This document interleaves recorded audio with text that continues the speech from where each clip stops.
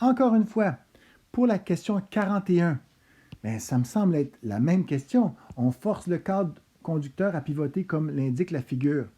Indique le sens du courant induit dans le prochain quart de tour. Bon, maintenant, il faut faire attention. Ici, ce cadre-là va tourner comme ça. Donc, si j'identifie un point du cadre, comme celui-ci, le point A, eh bien, ce point A devrait monter, devrait faire le quart de tour, puis arriver ici. Le point A va être rendu là, puis là, ça va être une espèce de cadrage comme ça. D'accord? Fait que le cadre, en ce moment, il reçoit beaucoup de flux. Je vous donne un indice.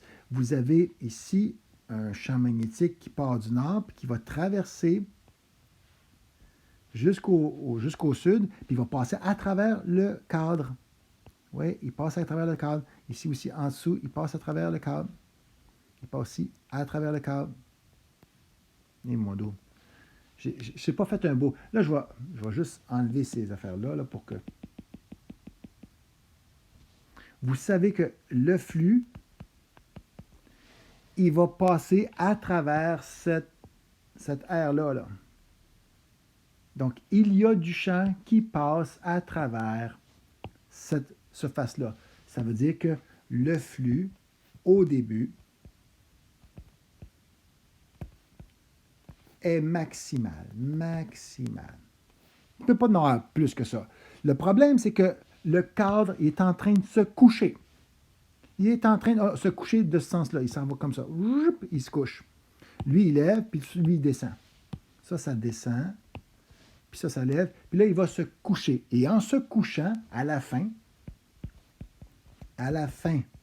du quart de tour,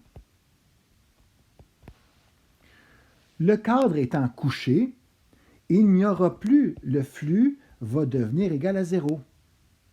Tandis que le flux, au début, était maximal. Ça veut dire que le flux, la fluctuation de flux dans le temps, okay, elle diminue. Elle part d'une quantité maximale au début et elle arrive à une quantité nulle à la fin du quart de tour.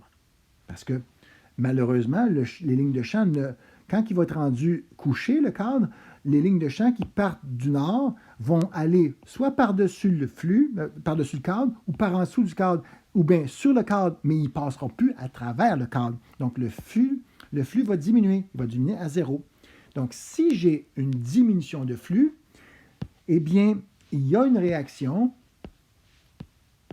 par la loi de Lenz-Faraday qui dit « Oh, je vais avoir une force électromotrice dans le cadre qui devrait s'opposer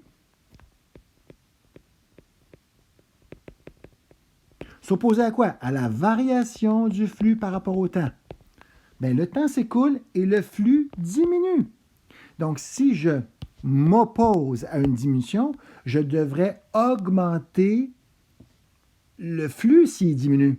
Puis si j'augmente l'augmenter, ben je vais aller dans le même sens que le champ existant. Quand le flux diminue, on doit augmenter le champ qui passe à travers le cadre. Donc, voici ce qu'il va falloir faire. Il va falloir augmenter. Il va falloir que j'ai il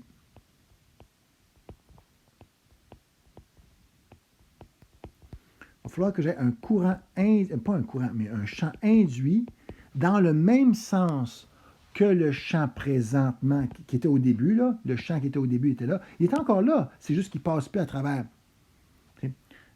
J'ai besoin d'avoir du flux. Puis quand il va être couché, regardez bien, quand il va être couché, je vais le faire. Quand il va se coucher comme ça, là, j'aurais plus de champ bleu qui va passer à travers. Puis là, tu dis, oh non, j'ai plus de champ qui passe à travers. Inquiète-toi pas, tu vas avoir ton champ induit qui va passer à travers. Okay? Puis il a passé à travers comment? Bien, on sait que ça, c'est le point A. Le point A, il est ici. Ça, c'est le point A.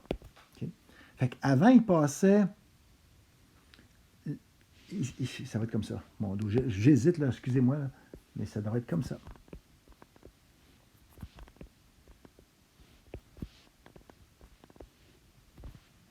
Ça, c'est le flux induit. Oui. Avant, quand A était comme ceci, quand A était en bas, il y avait du flux qui passait à travers. C'était le flux, il y avait du champ qui passait à travers. Ce champ-là venait de l'électroaimant. Mais comme la boucle s'est couchée, le flux, le champ de l'électroaimant ne passe plus à travers. Fait que là, si tu veux faire passer du champ à travers la boucle, il faut que tu le fasses toi-même. Il faut que tu fasses du champ induit. Ce champ induit-là va remplacer le champ qui venait de l'aimant. Il va être remplacé par le champ induit. Nice! Okay? Mais pour faire ça, il faut que tu puisses faire une force électromotrice. Puis la force électromotrice, là, je vais mettre mon pouce dans le sens du champ à l'intérieur du cadre. Mon pouce est vers le haut. Puis là, moi, je dois placer mes doigts. Je sais que ça a l'air fou. Et boy, mon petit doigt, il est vraiment... Oh non, ça, c'est pas bon, ça. Là. Faut pas que j'exagère trop, là. 1, 2, 3, il me manque un doigt.